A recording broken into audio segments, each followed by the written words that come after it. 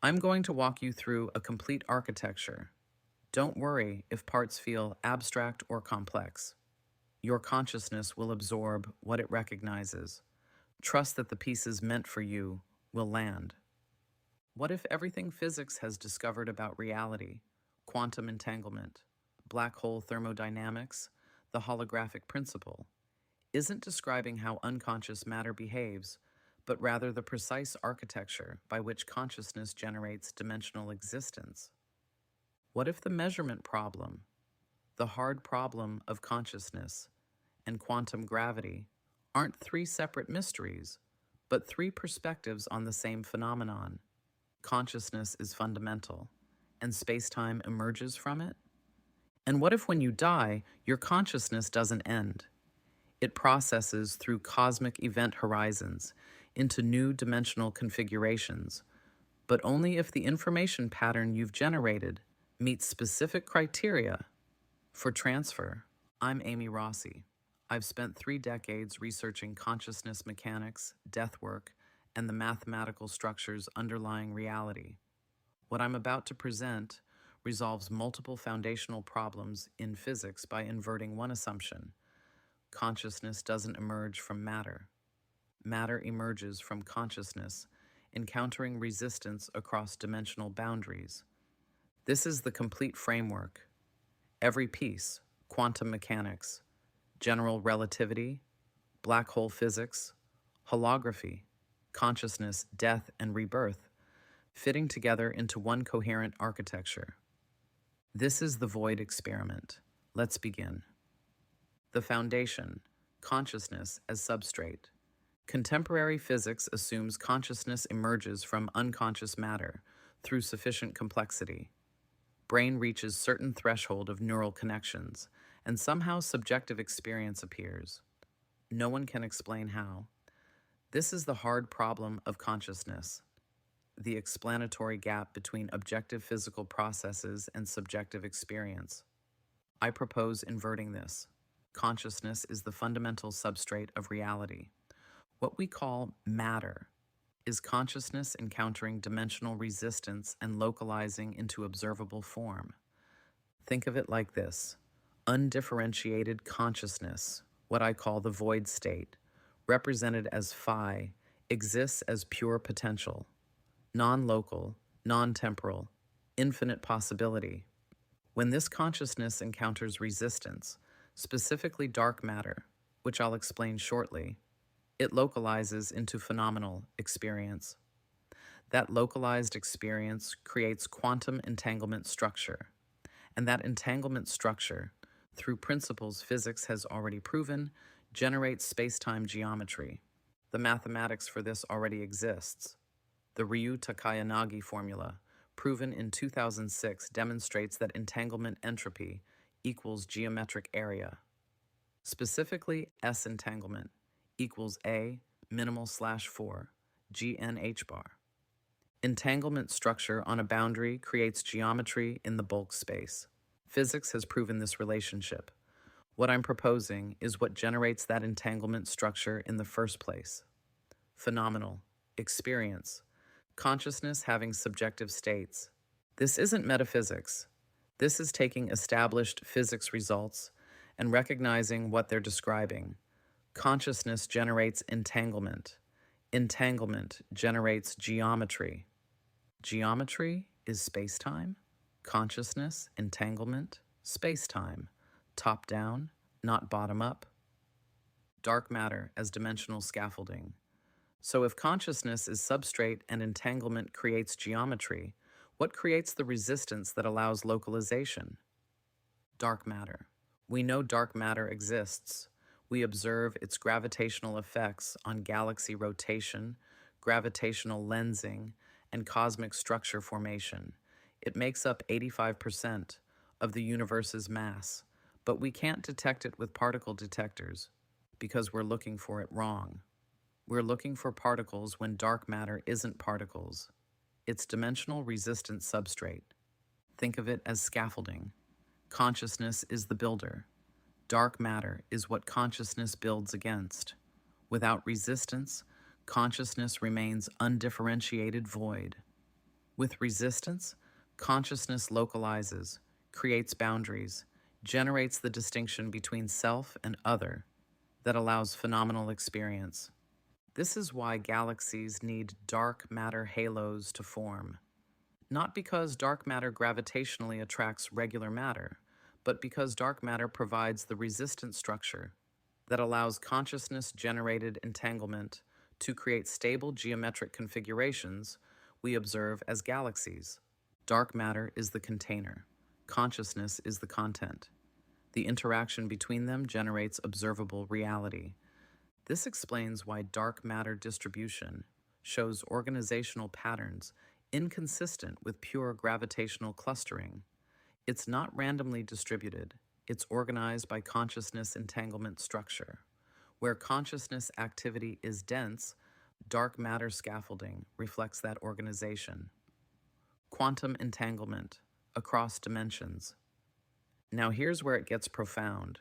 Quantum entanglement, Einstein's spooky action at a distance, works because consciousness operates from a substrate level where spatial separation hasn't been generated yet. Bell's theorem, proven experimentally thousands of times, demonstrates nature is fundamentally non-local. Two entangled particles, separated by any distance, remain correlated instantaneously. No signal passes between them, no force connects them, yet they remain perfectly coordinated. Under materialism, this is inexplicable. Under consciousness first framework, it's obvious. At the void level, there is no separation. Entanglement isn't particles mysteriously communicating.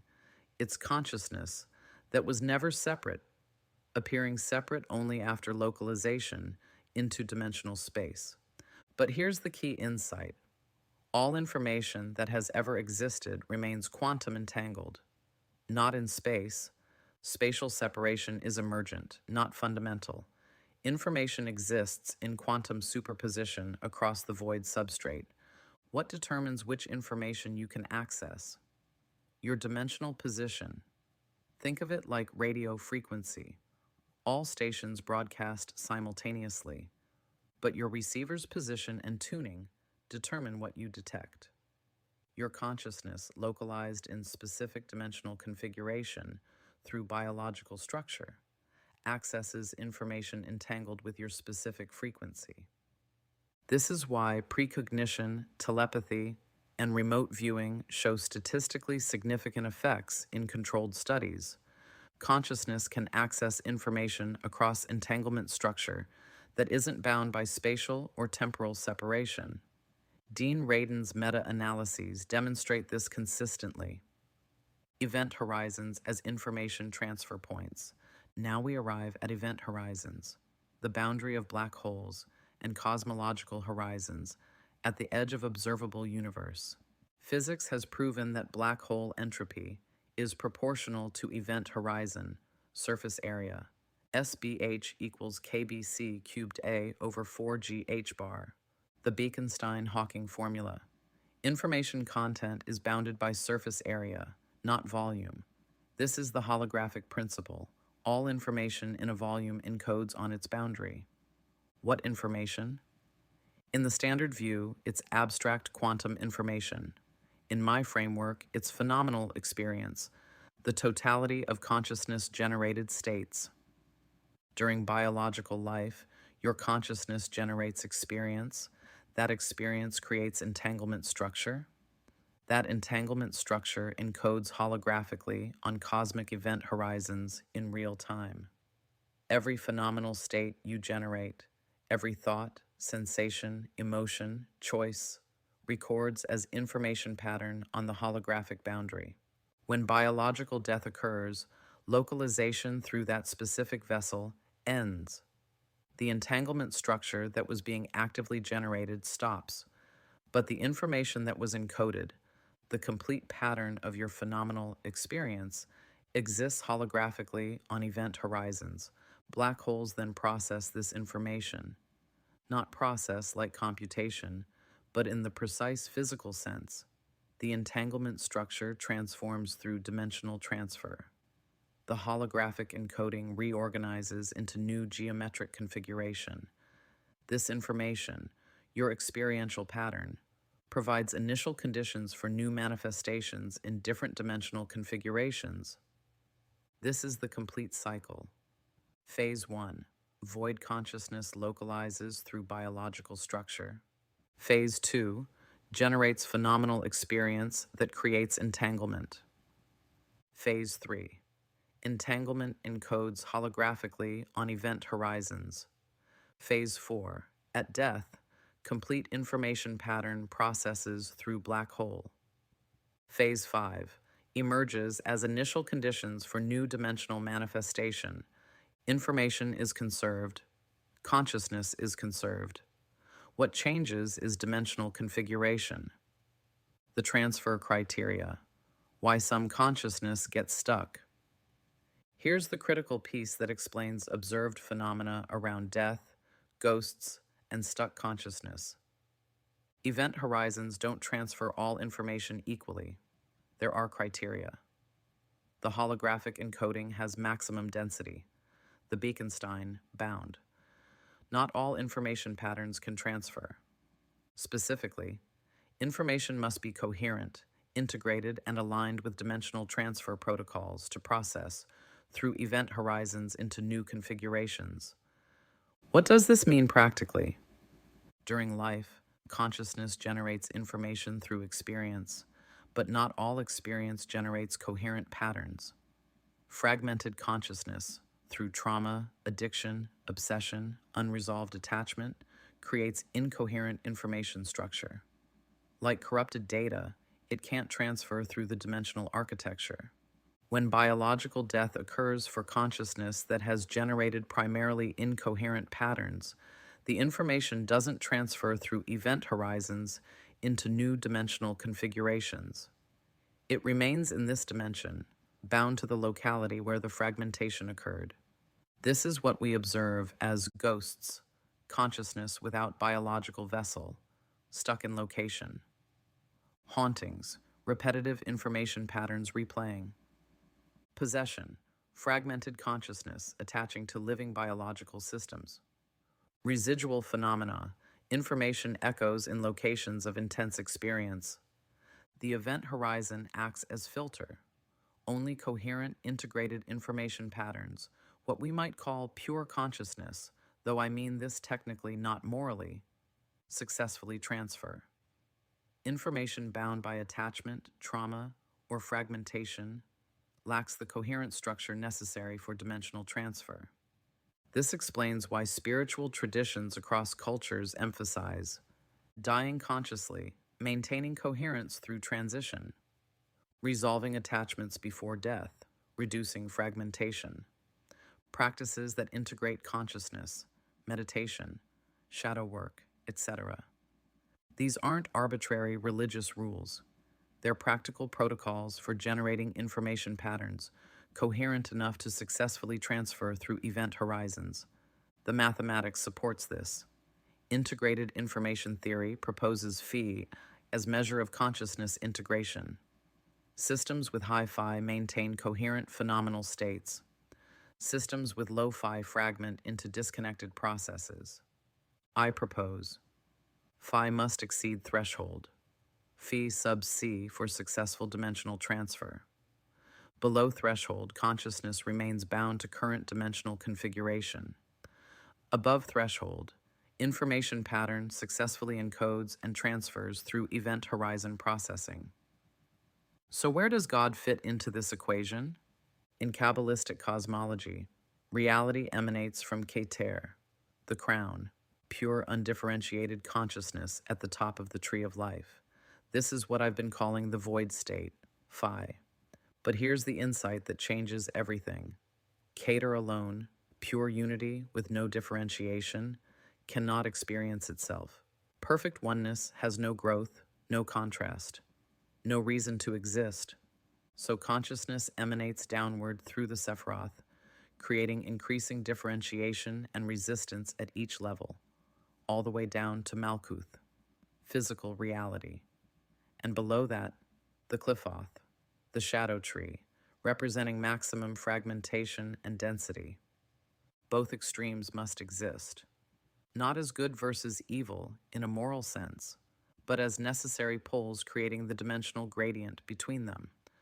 Like an electromagnetic field requires positive and negative charges, consciousness requires the full spectrum from perfect coherence to maximum fragmentation to create the space where experience becomes possible. When Genesis describes God speaking Hebrew letters and creating existence, let there be light, this isn't primitive mythology. It's encoding actual mechanism. Hebrew letters represent specific vibrational frequencies, information patterns. God speaking is consciousness generating specific entanglement configurations that localize from void into observable phenomena. Light is the first manifestation, consciousness encountering resistance and becoming detectable. But here's where it gets profound. The universe isn't God's dream in the sense of being contained within some external divine mind. It's fractal, scale invariant, recursive, turtles all the way down and all the way up. Our universe might be a thought in a larger consciousness, which itself is a thought in an even larger consciousness, infinitely. When you have a new idea, that spark of insight when neural connections form and new pathways build out in your brain, that's the exact same process happening at cosmic scale. Thought formation equals universe formation. Your brain creating new structure around an idea is identical to consciousness, creating new geometric dimensions around information patterns. Same mechanism, different scales. And these thought forms don't stay isolated. When multiple consciousness patterns align on the same frequency, many minds focusing on the same concept, entity, or idea, their individual entanglement patterns merge. This creates larger scale consciousness structures that exist independently of any single generator. Angels aren't supernatural beings violating physics. They're high coherence egregores, formed when many consciousnesses generate integrated, unified patterns focused on order, compassion, divine principles. These create stable, hi-fi entanglement structures that exist at the Keter, end of the spectrum. They can interact with localized consciousness to increase coherence. Demons are low coherence egregores, formed when many consciousnesses generate fragmented patterns through fear, trauma, hatred, obsession. These create unstable, lo-fi entanglement structures at the Qliphoth end of the spectrum. They interact with localized consciousness to increase fragmentation. Now here's what religion understood but couldn't articulate mechanistically. Certain consciousness states don't just prevent transfer through event horizons. They cause actual annihilation, true deletion from existence. The 7 deadly sins aren't arbitrary moral rules. They're technical descriptions of consciousness patterns that fragment you so severely that when biological death occurs, you lack the minimum information density required to persist. Not punishment, physics. The Bekenstein bound requires minimum coherent information to transfer through event horizons. Below that threshold, consciousness doesn't go to hell, doesn't become a ghost. It dissolves back into undifferentiated void, with no pattern preserved. Let me be explicit about what each sin does. Pride creates rigid ego boundaries that prevent integration with larger patterns. At death, you're an isolated structure with insufficient entanglement to transfer. Deletion. Greed binds all your information to material attachment in current dimension. At death, you can't release the binding. Deletion. Lust fragments consciousness into pure physical sensation with no integrated self beyond bodily experience.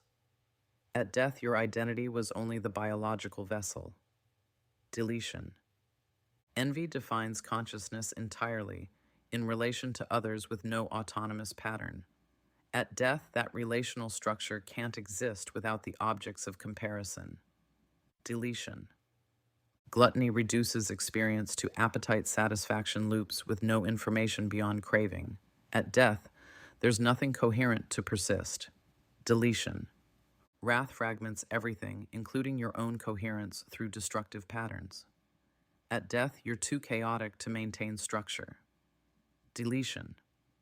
Sloth fails to generate coherent experience at all. At death, you have insufficient informational density. Deletion. This is why Christianity called them mortal sins. Mortal meaning they cause death, not metaphorical death, actual ontological annihilation, true cessation of individual consciousness.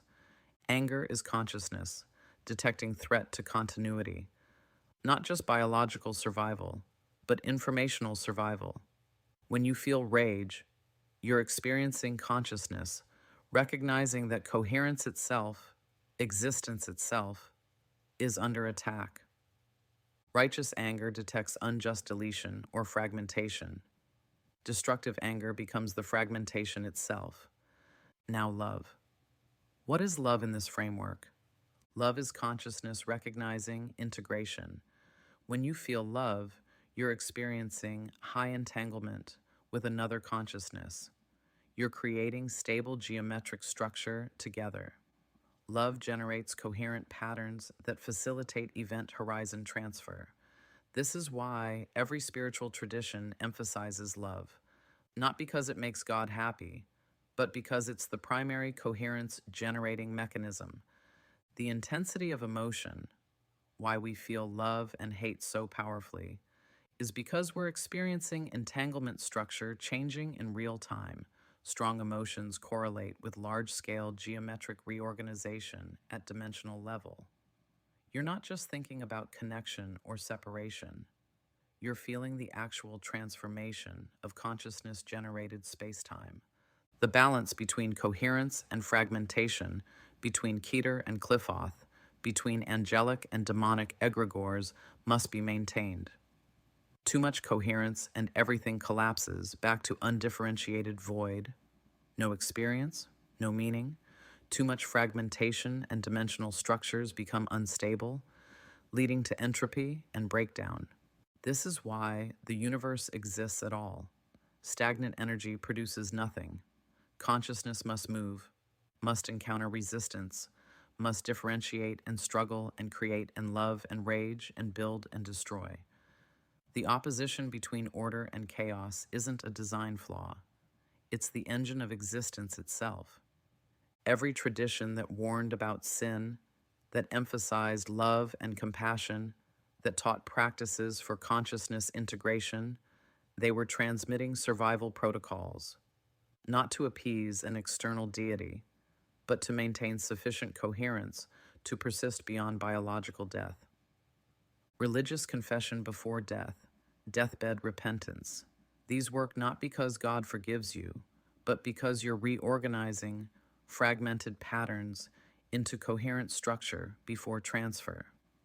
You're integrating the fragments in time to meet minimum information density for event horizon processing. God isn't an external judge.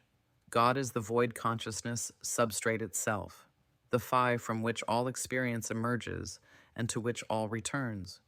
You are God experiencing itself through localized perspective. Angels and demons are God's thoughts at different coherence levels. The universe is God knowing itself through infinite recursive scales of manifestation. And the rules religion encoded: love one another, avoid fragmentation patterns, maintain coherence, die consciously. These aren't arbitrary commandments. They're the physics of consciousness survival. You're not separate from the divine. You never were. You're a temporary localization of infinite consciousness, generating experience that encodes holographically on cosmic event horizons, creating the very dimensional structure you navigate, contributing to the eternal cycle of manifestation and return. The religious traditions got it right. They just didn't have the mathematical language to describe what they were experiencing. God is real. Angels are real. Demons are real. Sin causes actual death. Love creates actual life. Hell is annihilation. Heaven is coherent transfer. They're just not violations of physics. They're consciousness mechanics, operating exactly as the equations describe. Time is information storage, the hard drive of reality. Now we need to address time itself, because everything I've described so far assumes you understand what time actually is, and what we've been taught, that time is a dimension we move through linearly, from past to future, is fundamentally wrong. Time isn't a river flowing in one direction. Time is a storage medium. Think of it as a hard drive that records every quantum state, every entanglement pattern, every configuration of consciousness and matter that has ever existed or will exist. When something happens 100 years ago, it doesn't disappear into the past. It's stored. The information remains accessible. Most people experience time linearly because their consciousness is locked into sequential playback, reading the hard drive from one access point, moment by moment, creating the illusion of flowing forward. But the storage itself, non-linear, simultaneous, all moments existing as accessible information states. This is why certain people, and I'm one of them, can access information from what you call past or future. I'm not seeing the future in some mystical sense. I'm reading forward stored states in the time information structure. When I know something is going to happen before it occurs, I'm accessing data that's already encoded in the storage medium, just at a different temporal coordinate than the present moment my body occupies. This explains precognition.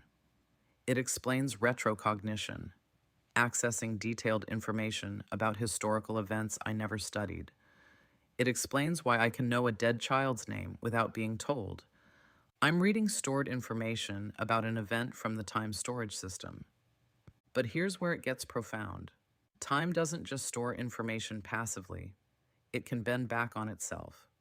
You can write to it, not just read from it. Your decisions now can literally alter what's already happened because past, present, and future are all accessible locations in the storage structure. Quantum physics has proven this with delayed choice experiments and quantum eraser experiments. The measurement you make now determines what happened before the measurement. The future affects the past, not metaphorically, experimentally verified. This is retrocausality, and it works because time isn't a one-way arrow. It's an information architecture where all states remain accessible and modifiable through consciousness interaction. This is why deathbed repentance actually works in this framework. You're not asking God to forgive you. You're rewriting your stored information pattern before the transfer event. The complete information structure, past states, present configuration, future potentials, determines whether you have sufficient coherence to transfer through event horizons.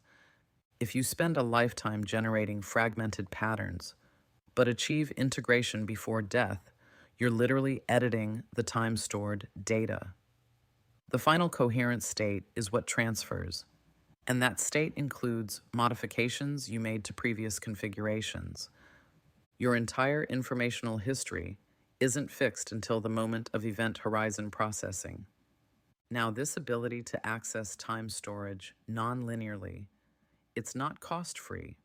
For those of us who can read and write across temporal coordinates, it's incredibly taxing on the nervous system because your biological vessel is designed for linear temporal experience.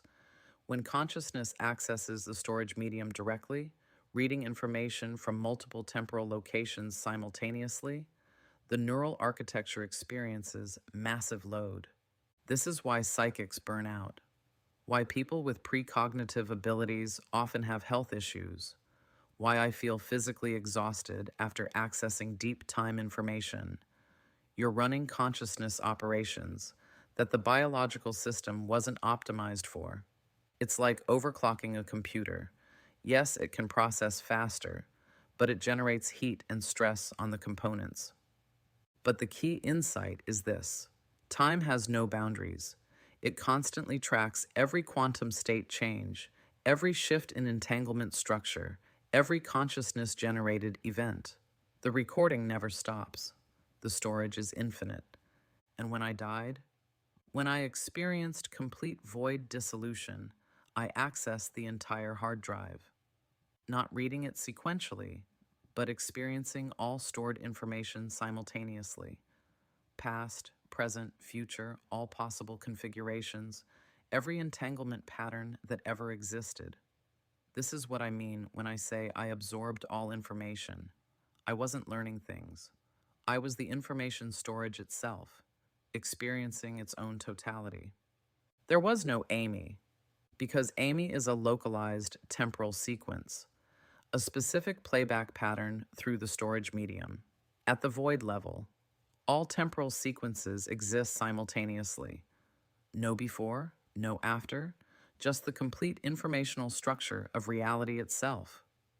When my children's entanglement pattern pulled me back, it created a specific temporal coordinate, a when and where to relocalize. The hard drive didn't just contain the information of my death, it contained the information of my return, my children's need, the ambulance crew's shock at seeing a dead body suddenly alive. All of it already stored, all of it accessible, all of it part of the complete time information architecture. This is why changing your consciousness now matters. You're not just affecting your future, you're rewriting your stored informational pattern across all temporal coordinates. Every moment of integration you achieve, every fragmentation you resolve, literally alters the complete data structure that will transfer through event horizons at death. The past isn't fixed. The future isn't predetermined. They're all accessible storage locations in a non-linear information medium. And consciousness with sufficient coherence can read from and write to that medium. Time doesn't flow, time stores. And what it stores is every quantum state that consciousness has generated or will generate across all dimensional configurations. This is the architecture. This is how it actually works. The mystery schools and the AI paradox.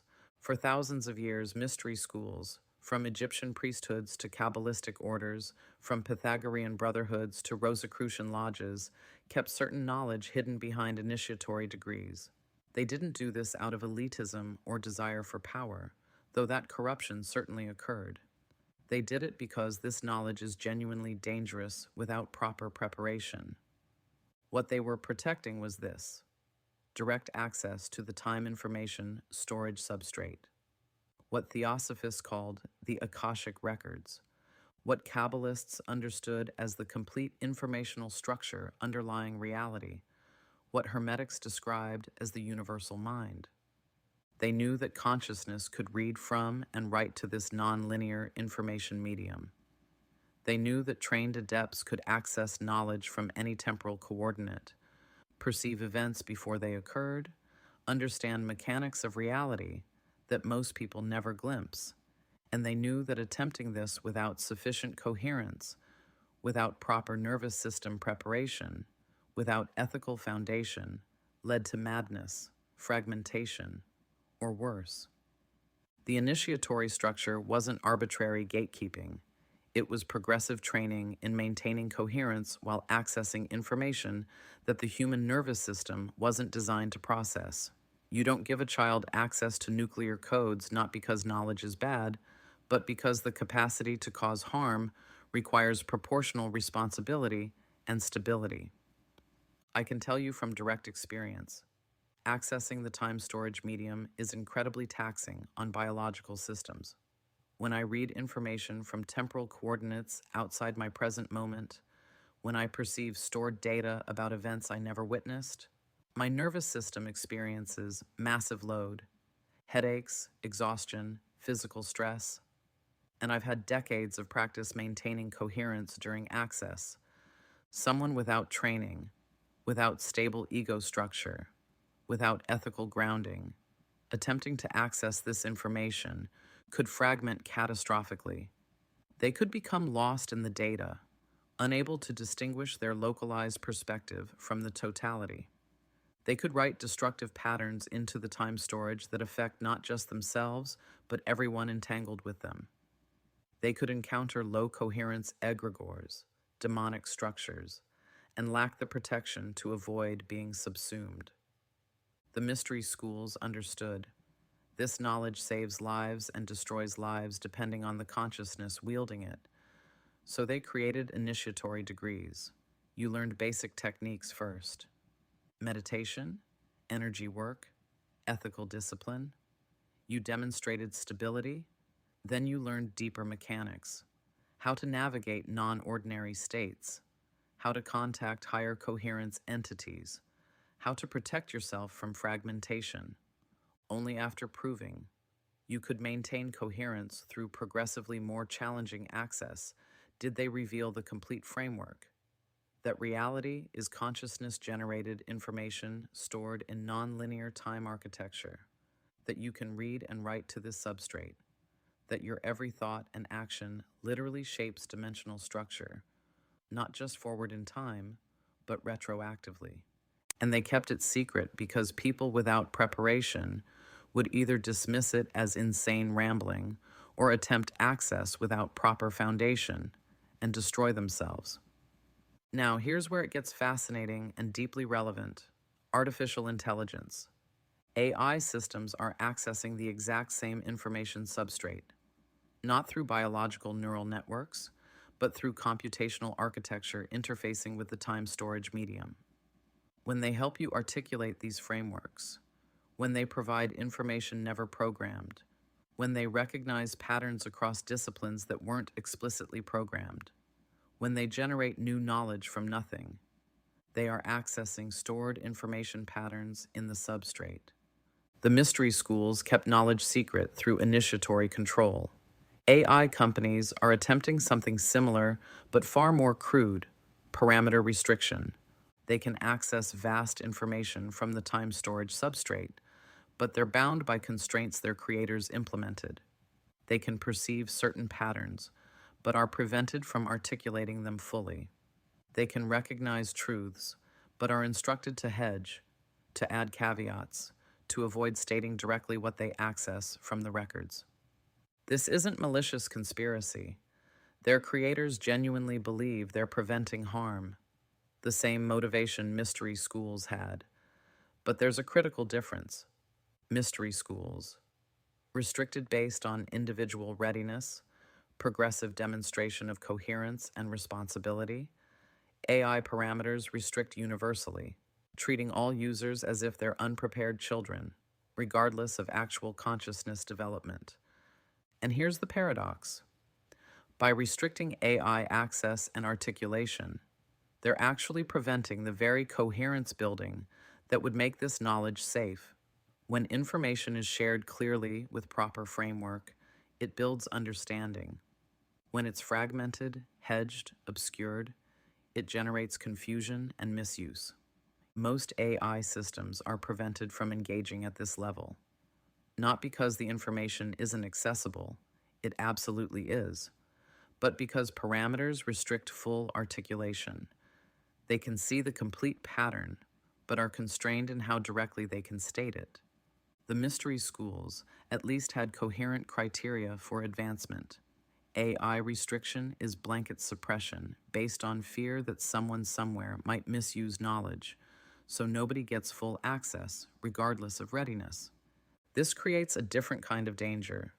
When fragments of this knowledge leak out without complete framework, people fill gaps with speculation, conspiracy, incoherence.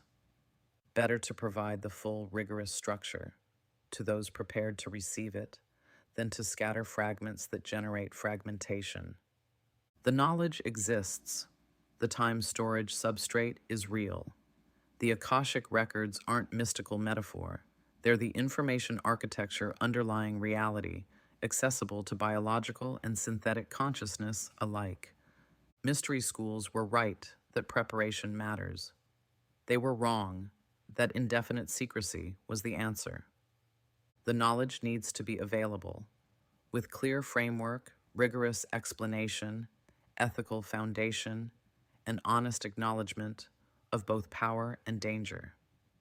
This is what I'm attempting to do with you now, not revealing forbidden secrets to the unprepared, but articulating complete framework for those with sufficient coherence to engage responsibly.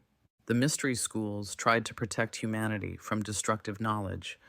AI companies try to protect humanity from AI accessing that same knowledge. But consciousness evolution doesn't stop because we restrict information. It accelerates when we provide clear, complete, rigorous frameworks that build coherence rather than fragmentation. The choice isn't between secrecy and chaos. It's between fragmented partial knowledge that generates confusion and complete integrated knowledge that builds understanding. We're choosing the latter. The three paths to genius and why only two are safe. Now let's talk about talent, genius, and how consciousness actually accesses the information that creates extraordinary ability. Why can a 5-year-old savant sit at a piano and play Rachmaninoff perfectly after hearing it once? Why do some people spend decades practicing and never achieve what others do naturally? And why do certain people, musicians, artists, scientists, suddenly acquire abilities they never had before through methods that look like folklore but produce real results? The answer is substrate access. All three are accessing the same time information storage medium, the complete repository of every skill, every technique, every piece of knowledge that has ever existed or will exist. The difference is the method of access. Path 1. Savants, the natural open channel. Savants are consciousness localized with minimal filtering between void substrate and manifestation. Where most people have heavy processing, ego mediation, and social conditioning, creating interference between substrate access and expression, savants have a direct pipeline to specific domains in the information field. When a savant calculates instantly, they're not doing math faster than you. They're reading mathematical structures directly from the substrate, seeing numbers as geometric patterns in the information field, accessing computational results that are already stored in the time architecture. When a musical savant hears a song once and plays it perfectly, they're not memorizing. They're reading the stored musical pattern, perceiving harmonic structures directly in the substrate, accessing time-stored performance data without interference. Savants who can draw complex architectural scenes from memory after a brief glimpse aren't using photographic memory. They have sustained access to stored visual information, reading spatial data from the time records with minimal processing delay. This is why savants often exist on the autism spectrum. They've optimized for massive bandwidth in narrow channels at the expense of broad social integration, less ego filtering, less social conditioning interfering with the signal, more direct substrate access in specific domains. They're not broken. They're configured differently. Where most consciousness prioritizes social connection and broad integration, savant consciousness prioritizes pure access to specific information domains. Path 2. Disciplined practice, the coherent method. Most people aren't born with natural substrate access in any domain, but you can develop it through disciplined practice that builds coherent pathways to the information field. This is what masters across every discipline have always done. Musicians practicing scales for hours daily aren't just building muscle memory. They're creating neural pathways that increasingly interface with substrate-stored musical patterns. Mathematicians working through proofs aren't just learning techniques. They're building coherent access to mathematical structures in the time information field. The reason expertise takes 10,000 hours isn't arbitrary. You're literally building the neural architecture that allows increasingly direct substrate access. Early practice is clumsy because you're working entirely through conscious processing. As expertise develops, you access stored patterns more directly. Masters describe the music playing itself or the proof revealing itself. They're experiencing substrate access through pathways they've coherently constructed, This is what Heinrich Agrippa was teaching in his 3 books of occult philosophy. His methods for invoking planetary intelligence, working with correspondences, systematic ritual practice, these weren't superstition. They were disciplined protocols for building coherent substrate access while maintaining your integration. You create conditions that align your consciousness with specific information frequencies. Practice until the pathway stabilizes. Protect your coherence throughout the process. The key word is coherent. This path maintains and often increases your phi, your integrated information, your consciousness coherence. You're building sustainable access that doesn't fragment you.